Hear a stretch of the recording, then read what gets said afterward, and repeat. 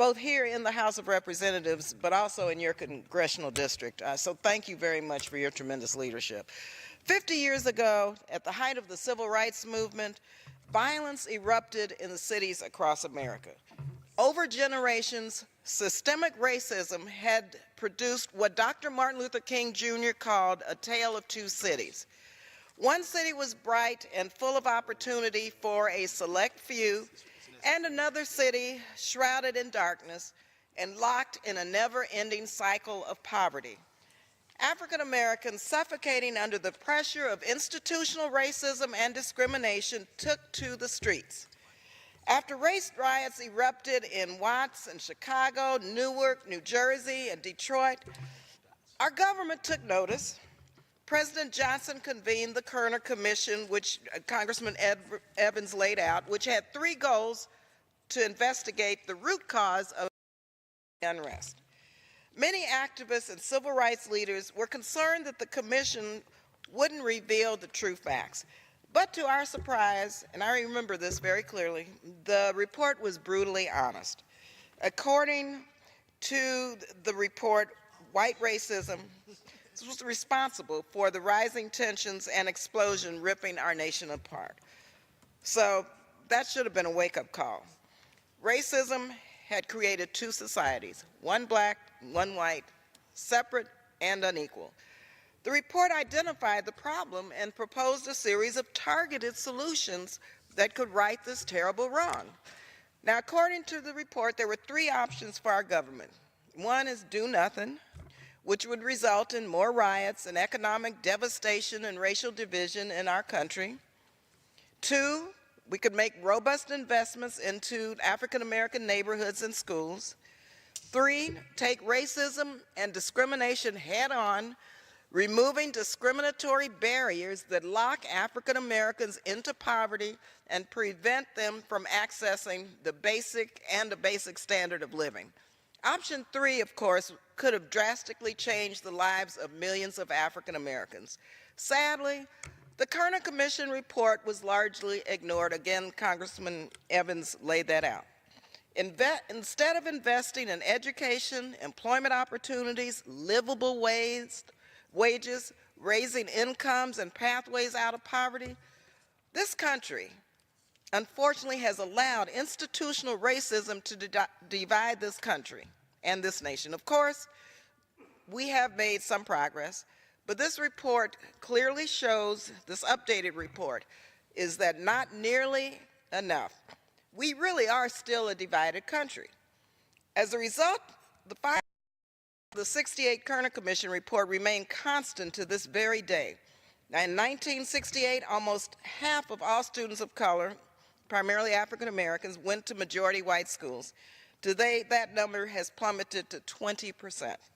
In 1968, the unemployment rate for African Americans was 6.7%. Today, 7.5% of African Americans are unemployed. In 1968, African Americans were 5.4 times as likely as whites to be in prison or in jail. Today, African Americans are 6.4 times as likely as whites to be incarcerated. 5 decades have passed, and economic inequality still prevents the African American community from accessing the American dream. Now, I represent the 13th Congressional District of California, which includes Alameda County. While some are witnessing and experiencing enormous wealth and economic growth in my district, 43% of African Americans in Oakland, 43%, of African American children in Oakland are living in poverty. 23.6% of African Americans in my district are locked into poverty, and the average income for African American families in the San Francisco Bay Area is $46,571 a year, compared to white families which make more than $109,000.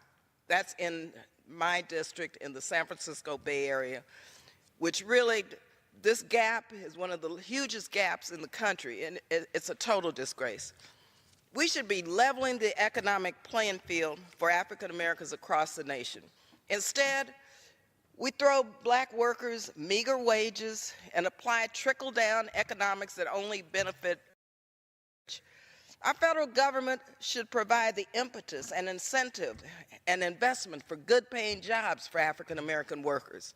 Instead, this administration is attacking unions and produced a budget that guts job training programs and a tax law that makes it easier to ship jobs overseas. We should be investing in affordable housing, which, yes, it's a basic human right for everyone, including the African American community.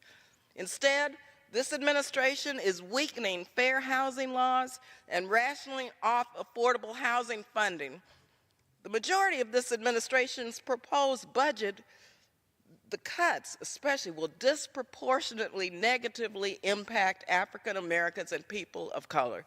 This really is a twisted and sick reality which shouldn't be possible in the United States of America.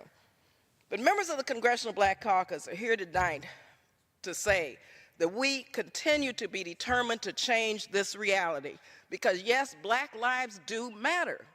We're here to tell the truth about what's dividing America, racism, and it's manifested in many forms, in our policies, in our budget, in our funding priorities, in many, many ways.